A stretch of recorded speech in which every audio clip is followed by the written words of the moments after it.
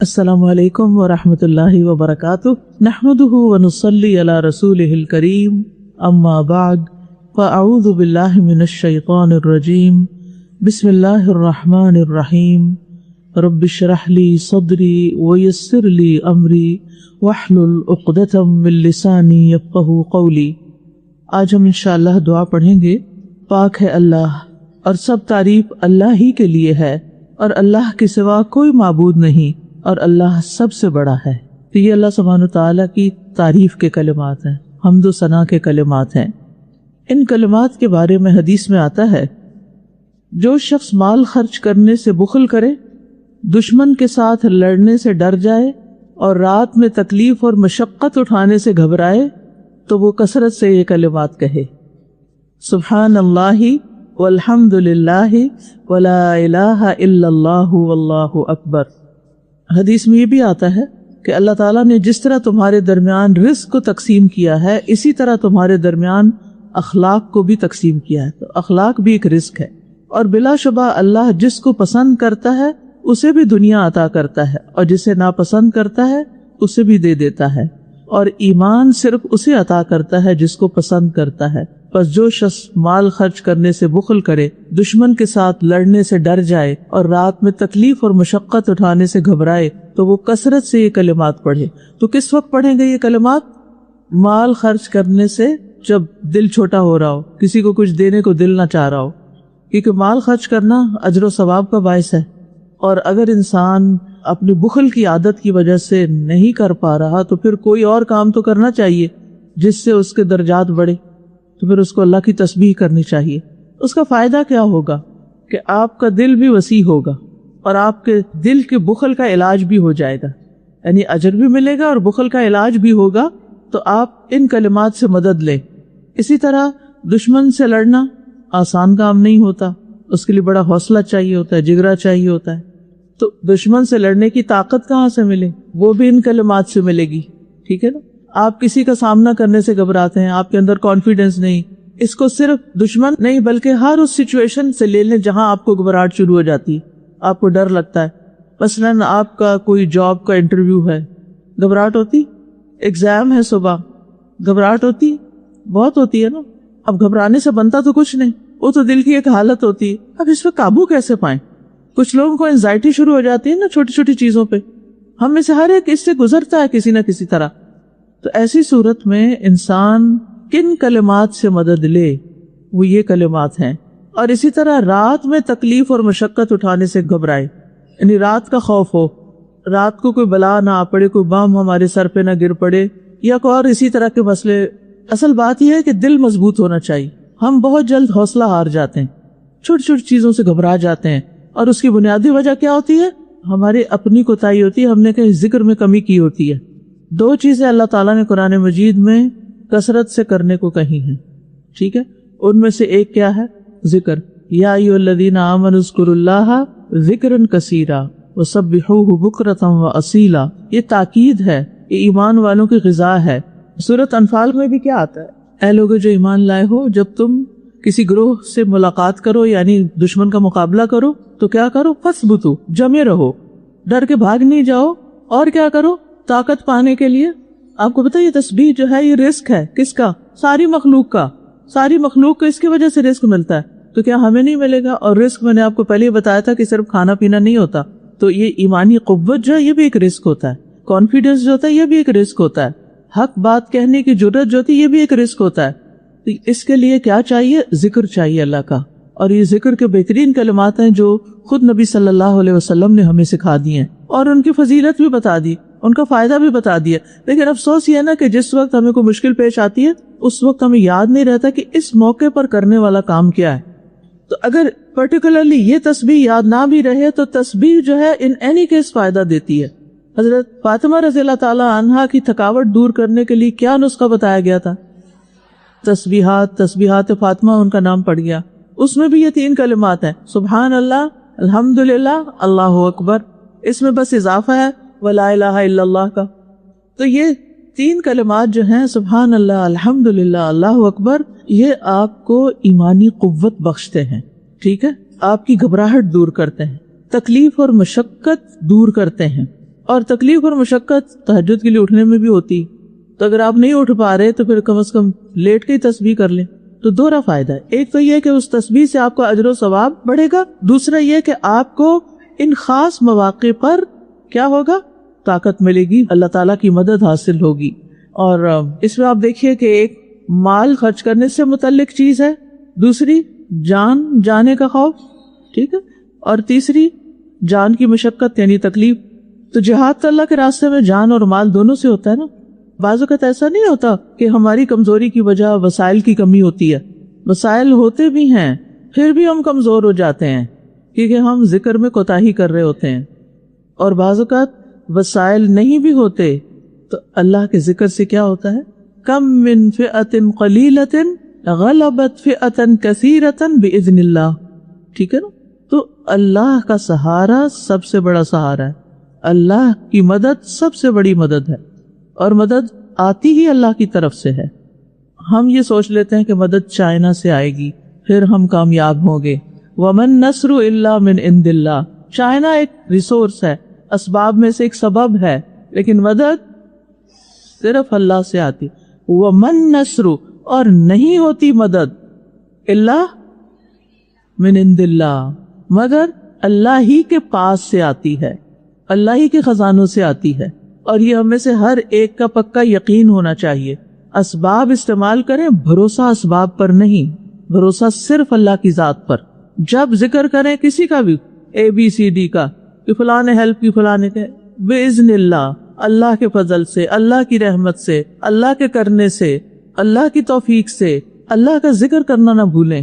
یہ بھی ذکر کی قسم ہوتی ہے. ایک تو نماز ہے، قرآن کی تلاوت ہے، یہ تسبیحات وغیرہ یہ ذکر ہے، اور یہ جو ہم روزمرہ کی گفتگو میں ہر موقع پر اللہ کا نام لے لیتے. کچھ لوگ تو گھبراتے ہیں اس سے، اس قدر ناسمجھی کی بات ہے کہ اللہ کا ذکر جو سب سے بڑا، اس کا نام لیتے گھبراتے ہیں. انشاءاللہ ڈر کے مارے نہیں کہتے، ماشاءاللہ نہیں کہتے. ٹھیک ہے، ہر موقع پر غلط طریقے سے نہیں کہنا چاہیے. بعض لوگ دعا کر کے کہتے ہیں انشاءاللہ. بھئی آمین کہیں، انشاءاللہ تو یہاں نہیں کہنے کا موقع. انشاءاللہ میں کر رہی ہوں، بھئی آپ انشاءاللہ مستقبل کے لیے کہیں گے. تو لوگ اس سے بھی پھر اوفینڈ ہوتے ہیں کہ ہر موقع بے موقع یہ غلط لفظ استعمال کرتے ہیں. اس سے بچیں، لیکن اللہ کا نام لیتے ہوئے کبھی بھی نہ گھبرائیں. اور آپ دیکھیے کہ بعض اوقات آپ کا واسطہ نان مسلم سے پڑتا ہے.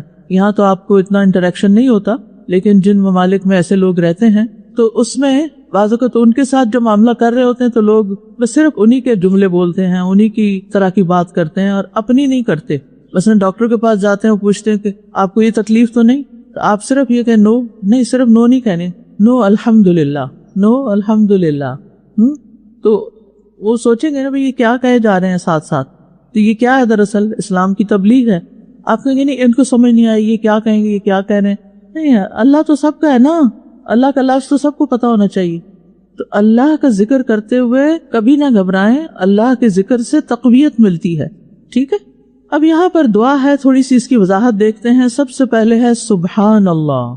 سبحان تسبیح کا لفظ جو ہے نا، اس کے لیے سبح یسبح تسبیحا بھی مصدر آتا ہے، اور سبح یسبح سبحانا بھی آتا ہے. مصدر کا تو پتہ ہے نا آپ نے جنو گرامر پڑھی. ٹھیک ہے. تو بعض اوقات ایک مادے سے ایک سے زائد مصادر بھی ہوتے ہیں، جیسے تلا یتلو تلبن بھی ہوتا ہے اور تلا یتلو تلاوتن. ان کے اندر ایک کنیکشن ہوتا ہے کچھ نہ کچھ، لیکن اس وقت معنی میں کئی فرق بھی آ جاتا ہے. تو سبح یسبح سبحانا، یہ سبحان کا لفظ جو ہے، یہ تسبیح کا لفظ جو ہے، یہ اصلاً السبح سے ہے. سبح سین با ہا، جس کا معنی ہوتا ہے بعد. کیا معنی ہوتا ہے سبح کا؟ بعد. عرب کہتے ہیں سبحان من کذا ای ما ابعدہ. سبحان من کذا کا مطلب ہے اللہ یہ کتنا دور ہے. بعد کے معنی، دوری کے معنی میں استعمال ہوتا ہے. تو جب ہم تسبیح کرتے ہیں تو دور کرتے ہیں کس چیز کو کس سے؟ ہر طرح کے نقص، عیب اور اللہ کے بارے میں بدگمانی اور کسی بھی قسم کے شر کی نسبت، کسی بھی قسم کے عیب کی نسبت. ان سب چیزوں سے جو مشرکین ملحدین اللہ کے ساتھ منسوب کرتے ہیں یا اللہ تعالیٰ کے بارے میں کہتے ہیں، ہم ان سب چیزوں کو اللہ تعالیٰ سے دور کرتے ہیں. وہ اللہ کے شان کے لائق نہیں، اللہ تعالیٰ ایسا نہیں. سمجھ آ جائے گی تسبیح کے جو اصل روح ہے. اور سبحانہ کا لفظ جو ہے یہ ہمیشہ منصوب ہوتا ہے، یعنی زبر آتی ہے اس پہ، سبحانی نہیں آئے گا. کیا آئے گا؟ سبحانہ، ٹھیک ہے. اور اس سے پہلے اسبح یا نسبح مقدر یعنی چھپا ہوا ہوتا ہے. جیسے بسم اللہ کے ساتھ کیا چھپا ہوتا ہے اس کے اندر؟ ابدأ، کہ میں اللہ کے نام کے ساتھ شروع کرتا ہوں، یا آکل کھاتا ہوں، یا امشی یا افتح یا اغلق، یعنی اس کا جو فعل ہوتا ہے وہ چھپا ہوا ہوتا ہے. کیوں چھپا ہوتا ہے؟ مقدر کہتے ہیں اس کو، جیسے قدر جو ہوتی ہے. اچھا، وہ چھپا ہوا ہوتا ہے کیونکہ کسی ایک چیز کے لیے یہ بسم اللہ کا لفظ استعمال نہیں ہو رہا. بسم اللہ کی ترکیب کسی ایک کام کے لیے نہیں ہے.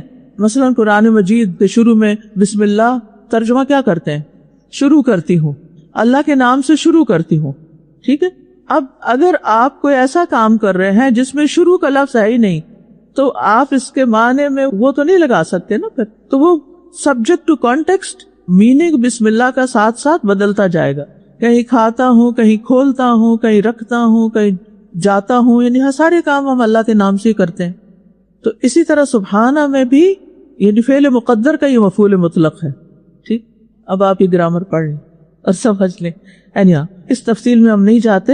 سمپل معنی ہے اسبح سبحان اللہ، میں اللہ کی پاکیزگی بیان کرتا ہوں یا کرتی ہوں جیسے پاکیزگی بیان کرنی چاہیے یا جیسے پاکیزگی بیان کی جاتی ہے. یہ مطلب، ٹھیک ہے، لکھ لے گئی تاکہ آپ کو پھر نہ بھول جائے. سبحان اللہ کا کیا مطلب ہے؟ اسبح سبحان اللہ، میں اللہ کی پاکیزگی بیان کرتی ہوں. پاکیزگی بیان کرنا یا جیسے پاکیزگی بیان کی جاتی ہے یا جیسے پاکیزگی بیان کرنی چاہیے. پھر اسی طرح یہ ہے کہ جیسے ایک روز پہلے بات ہوئی تھی کہ سبح یسبح سباحتن یعنی تیرنے کے معنوں میں بھی آتا ہے. تو پھر اس کا تسبیح سے کیا تعلق ہے، یعنی کیا معنوی مناسبت ہے؟ تو جیسے تیرنے والا کیا کرتا ہے؟ روانی سے آگے بڑھتا ہے، حرکت میں رہتا ہے. کل فی فلک یسبحون کا لفظ آتا ہے کہ وہ مستقل طور پر متحرک ہے، سیارے ستارے وغیرہ یعنی اپنے کام میں لگے ہوئے ہیں. تو اسی طرح سبح یسبح تسبیحا اگر مصدر ہوگا تو اس وقت معنی ہوگا کہ عبادت میں متحرک ہونا ہے، عبادت میں لگے رہنا، سرگرداں رہنا، مسلسل عبادت کرنا. تو تسبیح تو انسان ہر وقت کر سکتا ہے نا، پھر نماز میں بھی ہوتی ہے اور اس کے علاوہ بھی ہوتی ہے. ٹھیک ہے، یعنی انسان رکے بغیر، وقفے کے بغیر تسبیح کرتا چلا جائے.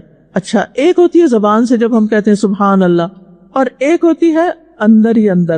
ادھر سے شیطان نے وسوسہ ڈالا، ادھر سے آپ کے دل نے اندر سے ہی اس کو دھتکارا اور کہا سبحان اللہ، اللہ اس بات سے پاک ہے جو تم شیطان میرے دل میں ڈال رہے ہو.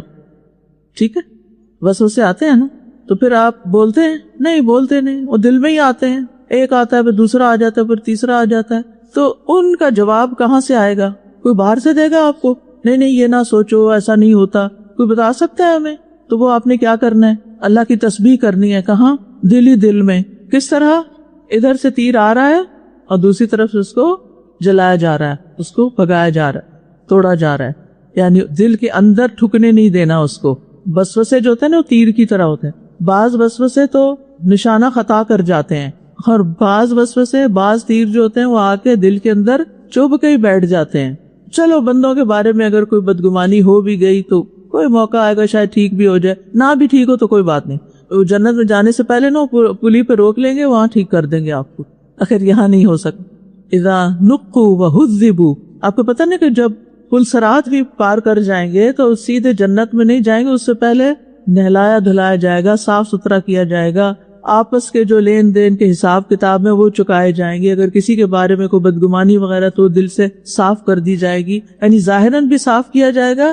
جنت اتنی خوبصورت جگہ ہے، اس میں میلے کچیلے تھوڑی جانا ہے. اتنی حشر کا میدان، قبر سے اٹھے ہوئے اور ساری اتنی دھوپ میں اور حشر کے میدان میں اور مختلف جگہوں سے پھرتے پھراتے، پھر جہنم کے اوپر پل لگا ہوا، وہاں سے گزر کے آگے پہنچے. اب جنت تو سامنے ہے، لیکن وہاں جانے سے پہلے ذرا رکو. یہاں اس میں کیا ہوگا؟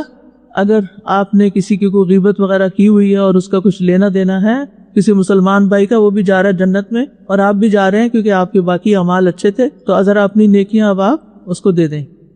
اور اسی طرح دلوں کی بدگمانیاں اور گلے شکوے یہ ہو جاتے ہیں. جہاں بھی وہ کہتے ہیں نا برتن اکٹھے رکھے جاتے تو کھڑک پڑتے ہیں، تو ایسے ہی بہن بھائی، والدین، اولاد، یعنی ہر جگہ انسان ہے نا. اگر انسان کمزور نہ ہو، اگر انسان کے ساتھ یہ ساری چیزیں نہ لگی ہوئی ہوں تو کیا بن جائے؟ فرشتہ. تو فرشتے تو پہلے ہی موجود تھے. اللہ تعالیٰ کو زمین پہ فرشتے چاہیے تھے. اللہ نے ہمیں فرشتہ نہ بنایا نہ ہم بن سکتے ہیں، ہم بن ہی نہیں سکتے، ہمارے ساتھ کمزوریاں لگی ہوئی ہیں، یہ ہمیں عاجز رکھتی ہیں۔ ورنہ کیا ہوتا ہے، کسی کو مال مل جاتا ہے وہ تکبر میں پڑ جاتا ہے، کسی کو علم اور ڈگری کو مل جاتی ہے، کوئی پوزیشن مل جاتی ہے، وہ تکبر میں مبتلا ہو جاتا ہے، اپنے آپ کو بڑی چیز سمجھنے لگتا ہے۔ پھر اللہ تعالیٰ توڑتا بھی ہے، اس سے پہلے کہ اللہ تعالیٰ کسی طرح توڑے کیا کرنا چاہیے؟ خود اعتراف کرنا چاہیے، اور دل سے، دکھاوے کا نہیں، اللہ میں گناہگار ہوں، آپ مجھے معاف کر دیں، پاک صرف آپ کی ذات ہے اور میں کیا ہوں؟ کمزوریوں، غلطیوں، گناہوں کا بھرا ہوا۔ میں اپنے دل کو صاف کرتا ہوں پر وہ پھر میلا ہو جاتا ہے، میں نماز میں خشوع اختیار کرتا ہوں پھر پتہ نہیں کہاں پہنچ جاتا ہوں۔ کتنے آپ اپنے سے وعدے کرتے ہیں، اس دفعہ تو میں نے سورۃ فاتحہ پکی کر کے تو اہدنا الصراط المستقیم کہنا ہے، پھر جب وہ وقت آتا ہے اس سے پہلے شیطان آپ کو اچک لے جاتا ہے۔ تو یہ چیزیں تمہارے ساتھ ہیں نا، لیکن جنت میں جانے سے پہلے، کیونکہ وہاں سب کے دل ایک دل کی طرح ہو جائیں گے نا، کوئی اختلاف نہیں ہوگا، کوئی بدگمانی نہیں ہوگی، کوئی ناراضگی نہیں ہوگی، کوئی شکوہ نہیں ہوگا، صاف ستھرے ہو کے جائیں گے۔ ٹھیک ہے، تو یہ یاد رکھنے کی بات ہے کہ پاک ذات صرف اور صرف ایک اللہ کی ہے، جس میں کوئی عیب اور نقص نہیں، کوئی کمی نہیں، اس کی کوئی بات غلط ہے ہی نہیں۔ انسانوں میں سے کسی کو اس طرح آئیڈیالائز مت کریں کہ آپ سوچیں کہ یہ تو بڑی چیز ہے اور اس سے تو کبھی کوئی غلطی نہیں ہو سکتی، نہیں، اسی لیے تو ہمیں معاف کرنے کا حکم دیا گیا، اور معاف کرنے والوں سے اللہ محبت کرتا ہے۔ وَمَنْ عَفَا وَأَصْلَحَ فَأَجْرُهُ عَلَى اللَّهِ، جس نے معاف کر دیا، اصلاح کر لی، اس کا اجر تو اللہ کے ذمہ پکا ہو گیا۔ لہٰذا کیا کرنا ہے؟ سبحان اللہ کس کے لیے؟ اسی لیے یہ لفظ اللہ سبحانہ تعالیٰ کے علاوہ کسی اور کے لیے استعمال بھی نہیں ہوتا، یعنی ہم یہ نہیں کہہ سکتے فلاں انسان کی سبحان، نہ، سبحان اللہ تو کہہ سکتے ہیں، سبحان محمد بھی نہیں کہہ سکتے، یاد رہے گا، سبحان محمد بھی نہیں کہہ سکتے۔ اچھا، بعض لوگ نام سبحان رکھ بیٹھتے ہیں، یہ نام نہیں رکھنا چاہیے، یہ لفظ اللہ تعالیٰ کے لیے مخصوص ہے، ٹھیک ہے؟ اگر کسی نے رکھ لیا تو وہ سبحان کر لے، ہا اور با میں تبدیلی کر لے۔ تو سبحان صرف اللہ سبحانہ تعالیٰ، اور یہی سوچ کر ہمیں اللہ سبحانہ تعالیٰ کی تسبیح کرتے رہنا چاہیے اور مسلسل کرتے رہنا چاہیے۔ آپ دیکھیے کہ زمین اور آسمان کی ہر چیز کیا کر رہی ہے؟ تسبیح کر رہی ہے، تو ہمیں بھی ان کی تسبیح میں شامل ہو جانا چاہیے۔ سبح للہ ما فی السماوات وما فی الارض وَإِن مِّن شَيْءٍ إِلَّا يُسَبِّحُ بِحَمْدِهِ وَلَٰكِن لَّا تَفْقَهُونَ تَسْبِيحَهُمْ، زمین اور آسمان کی ہر چیز تسبیح کری لیکن تم ان کی تسبیح نہیں سمجھتے، تم نہیں سمجھتے۔ زمین اور آسمان سب مسلسل اطاعت میں لگے ہوئے ہیں، اور ستارے اور سیارے سب کسی وقت بھی لا یفترون، رکتے ہی نہیں ہیں تسبیح کرنے سے، اللہ کی اطاعت کرنے سے، اللہ کی عبادت سے۔ لیکن ہم انسان ہیں نا، ہماری لمٹس ہیں۔ تو میرا عقیدہ کیا ہونا چاہیے کہ اللہ ہر اس چیز سے پاک ہے جو اللہ کی ذات کے جمال، اس کے کمال اور اس کی صفات اور اچھے اچھے ناموں کے لائق نہیں، ٹھیک ہے؟ نہ اس کی ذات کو زیبا، نہ اس کی صفات کو، اور نہ اس کے افعال، افعال بھی شامل کر لیں، ذات، اسماء، صفات، افعال۔ اللہ نے جو کیا بالکل صحیح کیا، چاہے وہ ہمیں پسند ہے یا نہیں پسند۔ اللہ نے ہم سے کچھ لے لیا، بالکل صحیح کیا، اور کچھ دے دیا، بالکل صحیح کیا۔ اچھا، کچھ لے لیا، بالکل صحیح کیا، بالکل صحیح کیا۔ جو یہ سوچے گا کسی پیارے کی وفات پر پھر اس کو اللہ سے کوئی شکوہ ہوگا؟ بتائیے، چونکہ یہ بات ایسی ہے کہ جس سے ہم میں سے ہر ایک کو واسطہ پڑتا ہے۔ آپ میں سے کوئی ایسا ہے جس نے کبھی اپنے کسی پیارے کی موت نہ دیکھی ہو یا نہ سنی ہو؟ دیکھتے بھی ہیں، سنتے بھی۔ چلو اپنوں کی نہیں دیکھی، فلسطینیوں کی تو دیکھی ہے نا، بچوں کی بھی اور بڑوں کی بھی اور عورتوں کی بھی اور بزرگوں کی بھی۔ جب ہم ایسی چیزیں دیکھتے ہیں، وہ تو چونکہ مسلمان بھائی ہیں نا، تو اس لیے پھر ایک دکھ اٹھتا ہے نا، مسلمان ایک جسم کی طرح ہوتے ہیں تو تکلیف ہوتی ہے۔ اچھا، وہ آپ دیکھیے کہ جب کوئی اپنے دوستوں میں، عزیزوں میں، پیاروں میں، بڑوں میں، چھوٹوں میں، بہن بھائیوں میں سے کوئی چلا جاتا ہے، کیا ہم سوچتے ہیں کہ اللہ نے بالکل صحیح کیا، اللہ کا فیصلہ غلط نہیں؟ سوچتے؟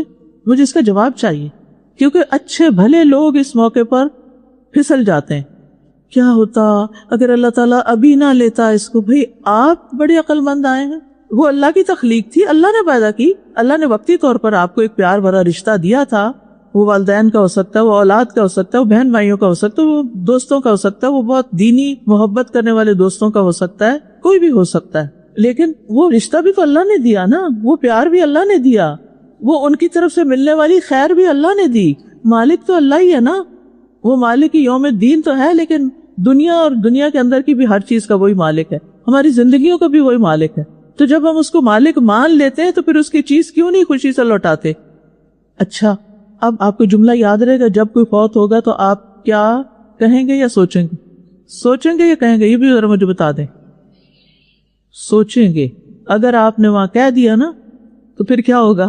اللہ تعالیٰ آپ کے سب بھائیوں کو سلامت رکھے، لیکن اگر آپ کا کوئی بھائی بہن ایسے دنیا سے چلا جاتا ہے اور آپ اپنی امی کو کہتے ہیں امی بالکل ٹھیک ہوا، تو یہ تعزیت نہیں ہوگی. ٹھیک ہے، میں اس لیے یہ دہرا رہی ہوں کیونکہ ہم بعضوں کا دین پڑھ کے لفظ رٹ کے غیر موقع پہ اس کو استعمال کرتے ہیں. ٹھیک ہے، اس وقت آپ نے دل میں یہ سوچنا ہے، دل میں کہنا اللہ آپ کا فیصلہ بالکل ٹھیک ہے، میں اس پہ صبر بھی کروں گی، میں اس پہ شکر بھی کروں گی، میں اس پہ راضی بھی رہوں. رضیت باللہ ربن. اللہ یہ تو آپ نے دیا تھا نا، بس آپ نے لکھا تھا اتنے دن اس سے فائدہ اٹھانا ہے، اس کے بعد یہ تمہارا نہیں، اس نے میرے پاس واپس آنا ہے. تو مجھے کیا پڑھنا ہے؟ انا للہ و انا الیہ راجعون. مجھے بھی واپس جانا ہے، تو اس لیے کوئی بات نہیں، وہ پہلے چلے گئے، ہم بعد میں جا رہے ہیں، امید ہے ملاقات ہو جائے گی. غم ہلکے ہوتے ہیں یا نہیں سبحان اللہ کہنے سے؟ سبحان اللہ کہنے سے انسان زبان سے ناشکری کے کلمات کہنے سے بچتا ہے یا نہیں؟ یہ تو نہیں ہو سکتا کہ آپ تسبیح لے کے سبحان اللہ سبحان اللہ سبحان اللہ پڑھ رہے ہیں اور جب کوئی تعزیت کرنے والا آئے تو جو منہ سے نکالیں باتیں نعوذ باللہ اللہ تعالیٰ کے خلاف اور اس سارے واقعے کے بارے میں.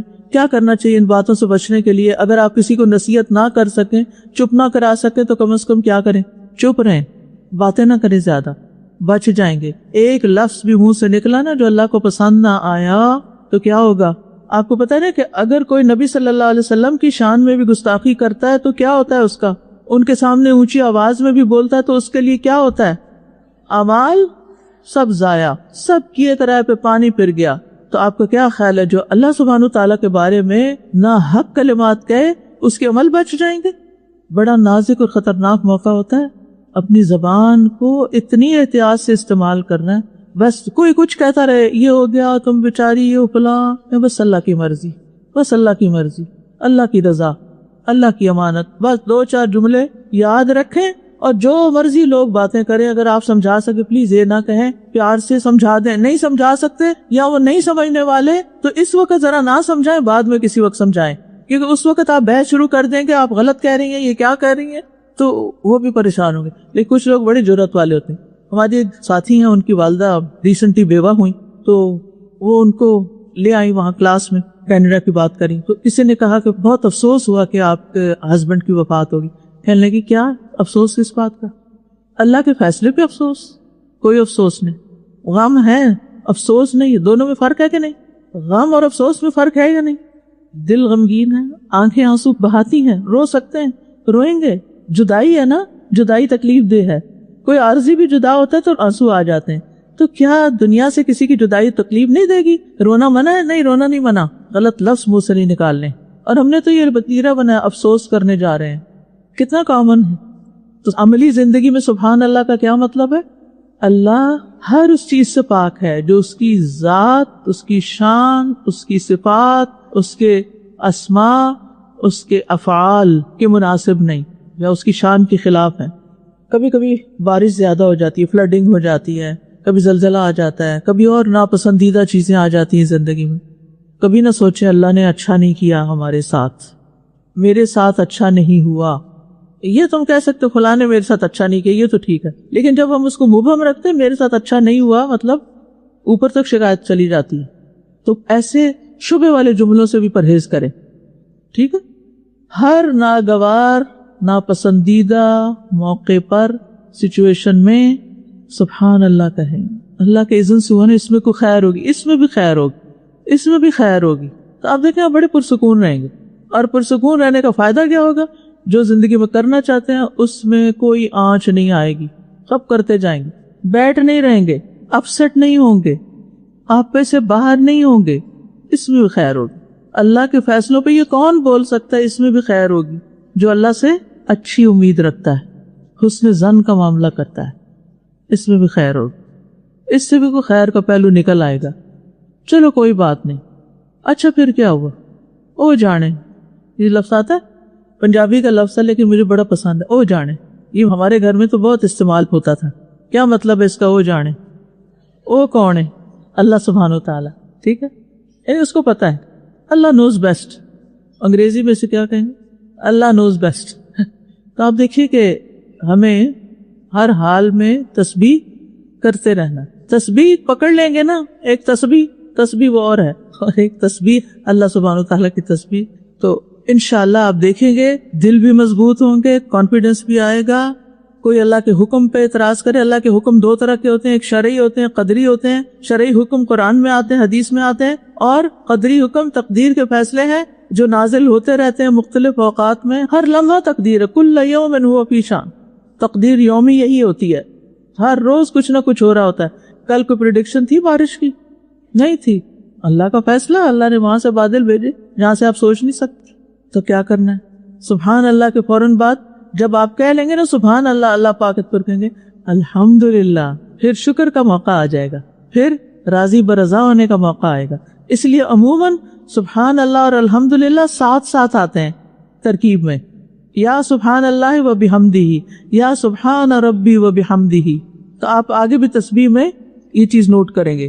اور اللہ کی حمد کے بارے میں کافی باتیں پیچھے کر چکی ہوں کہ میں اللہ کی حمد کرتی ہوں، اور وہ حمد کا حقدار ہے، وہ اس بات کا حقدار ہے کہ اس کی تعریف کی جائے. اور حمد کون سی تعریف ہوتی ہے؟ جو کس پر مبنی ہوتی ہے؟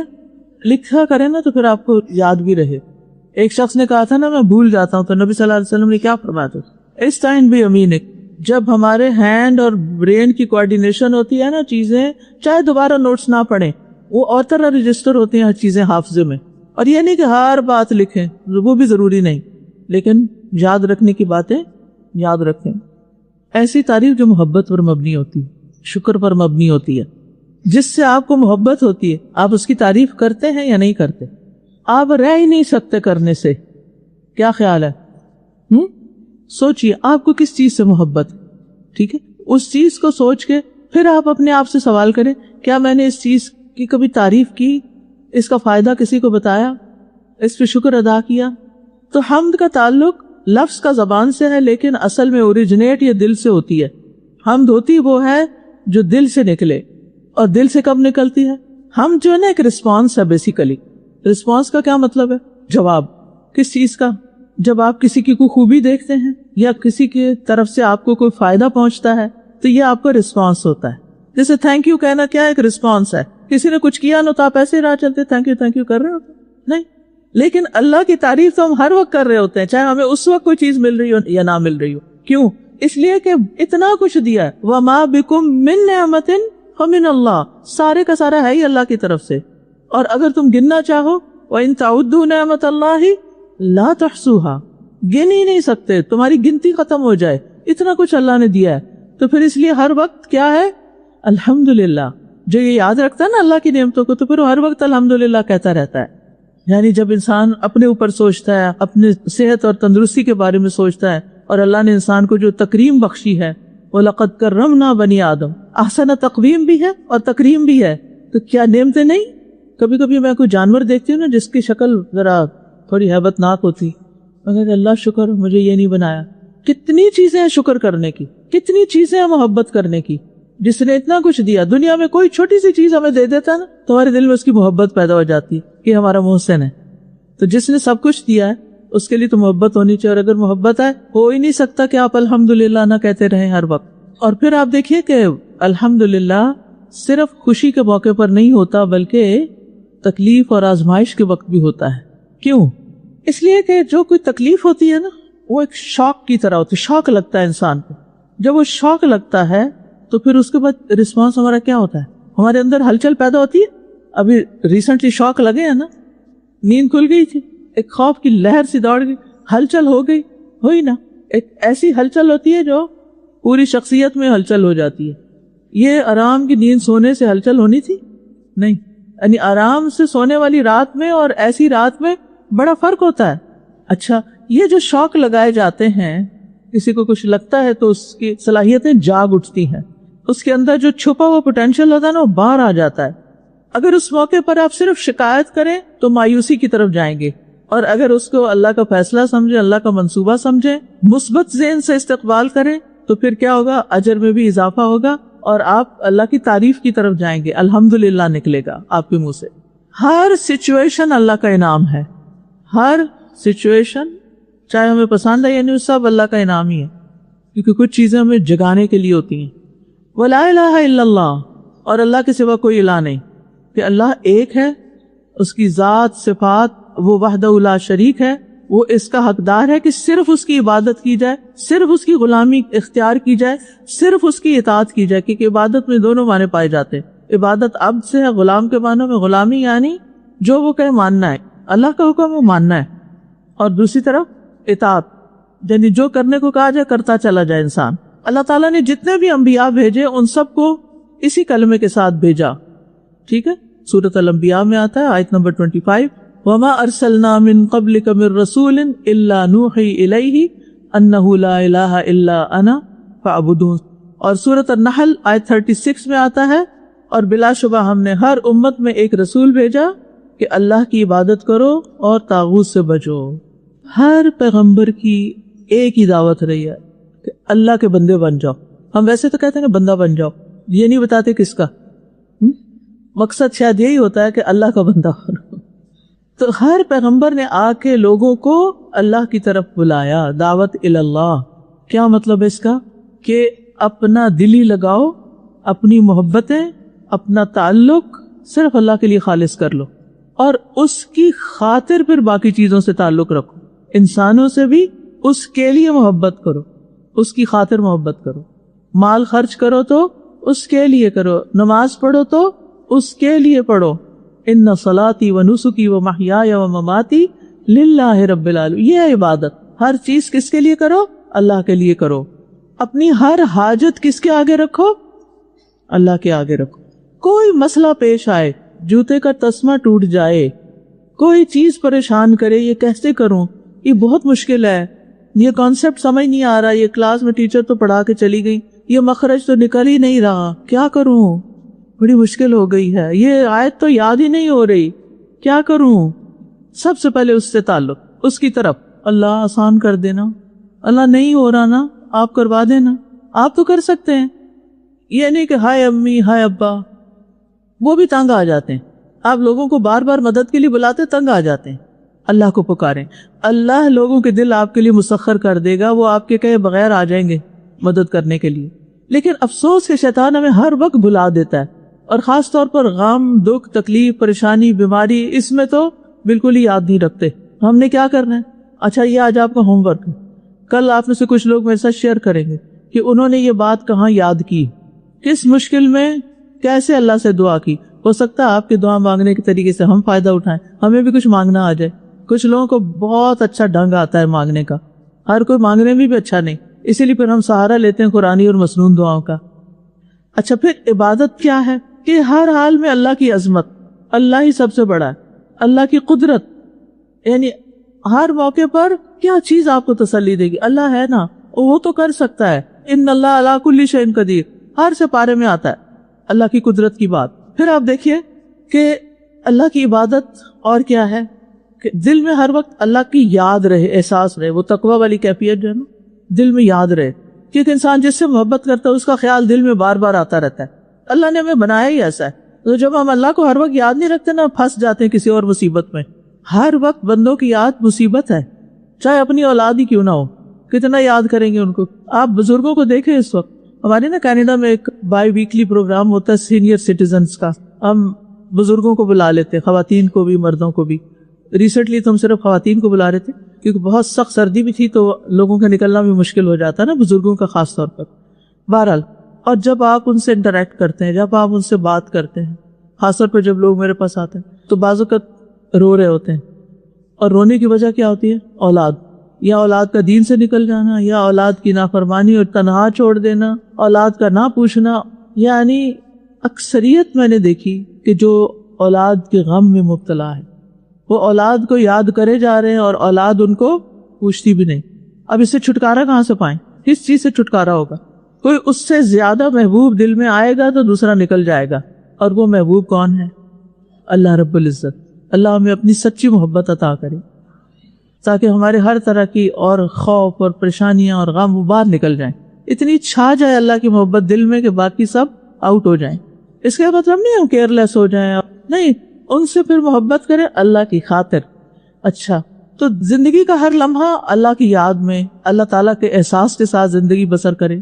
آپ کو پتہ ہے یہ کلمہ جو ہے نا لا الہ الا اللہ، یہ بڑا عظیم کلمہ ہے۔ ابن قیم کہتے ہیں اللہ تعالیٰ نے زمین و آسمان کو قائم ہی اسی لیے کیا اور اسی کلمے پہ تمام مخلوقات کو پیدا کیا، اسی پر ملت کی اساس ہے، اسی پر قبلہ مقرر کیا گیا، اور یہ کلمہ توحید محض اللہ تعالیٰ کا تمام بندوں پہ حق ہے۔ ہر ایک کو یہی کرنا چاہیے کہ صرف ایک اللہ کو الہ مانے۔ اسی کی وجہ سے مسلمانوں کے خون، جان، مال، اولاد محفوظ ہیں۔ یہی کلمہ عذاب قبر اور عذاب جہنم سے نجات کا ذریعہ ہے۔ اس کے بغیر کوئی جنت میں جا ہی نہیں سکتا جب تک یہ کلمہ نہ پڑھے۔ وہ کہتے ہیں ایسی رسی ہے جس کے ساتھ تعلق قائم کیے بغیر اللہ تعالیٰ تک پہنچا نہیں جا سکتا۔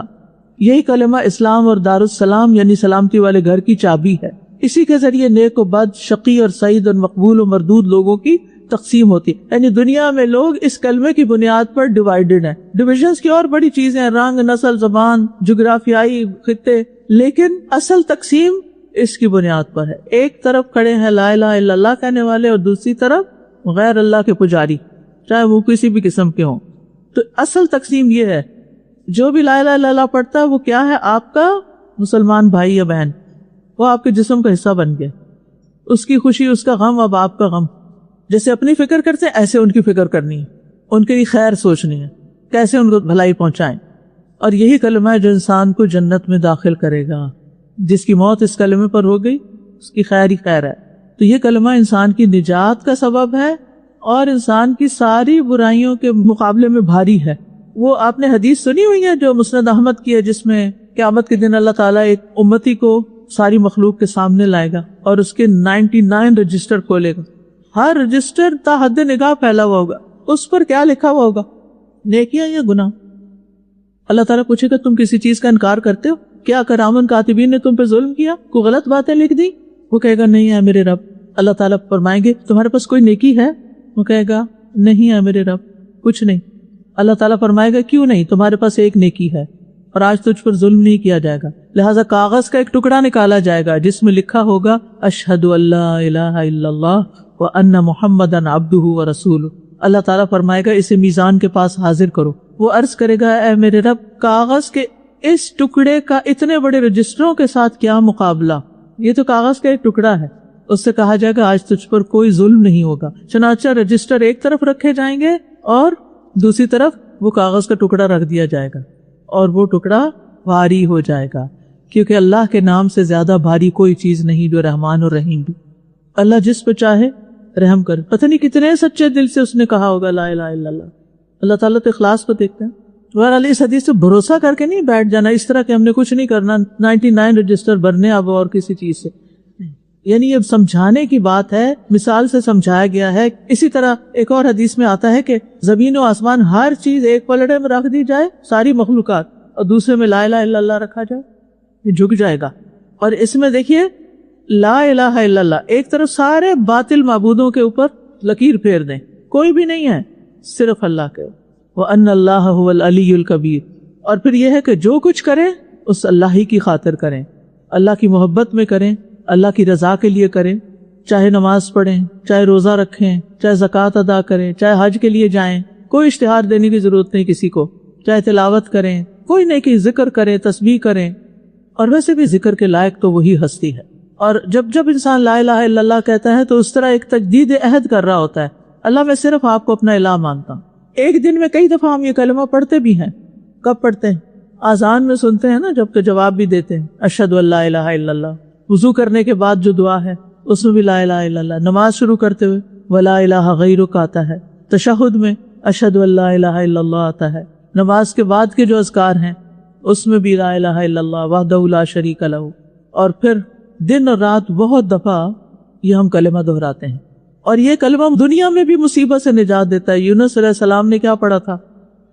لا الہ الا انت سبحانک انی کنت من الظالمین۔ اس کو افضل الذکر بھی کہا گیا ہے۔ نبی صلی اللہ علیہ وسلم نے فرمایا افضل الذکر لا الہ الا اللہ و افضل الدعاء الحمدللہ۔ سب سے افضل ذکر لا الہ الا اللہ ہے اور سب سے بہترین دعا الحمدللہ ہے۔ اور یوم عرفہ کی بھی بہترین دعا کیا ہے؟ اور یہ کون سی دعا ہے؟ دعائے مسئلہ یا عبادہ؟ دعائے عبادہ، یس۔ حج اور عمرے میں سعی کے دوران آپ یہ پڑھ رہے ہوتے ہیں جو کوئی فوت ہو رہا ہو تو اس وقت لا الہ الا اللہ پڑھتے ہیں. اور اسی طرح اگر آپ کسی بدشگونی کا شکار ہو تو اس سے کفارہ بھی لا الہ الا اللہ ہے. غیر اللہ کی قسم بھول کے کھا بیٹھے تو کفارہ لا الہ الا اللہ ہے. تو ہر اہم کام میں ہمیں لا الہ الا اللہ پڑھتے رہنا چاہیے. اور کل ہم انشاءاللہ زندگی رہی تو پڑھیں گے واللہ اکبر. ٹھیک ہے انشاءاللہ. وآخر دعوانا ان الحمد للہ رب العالمین.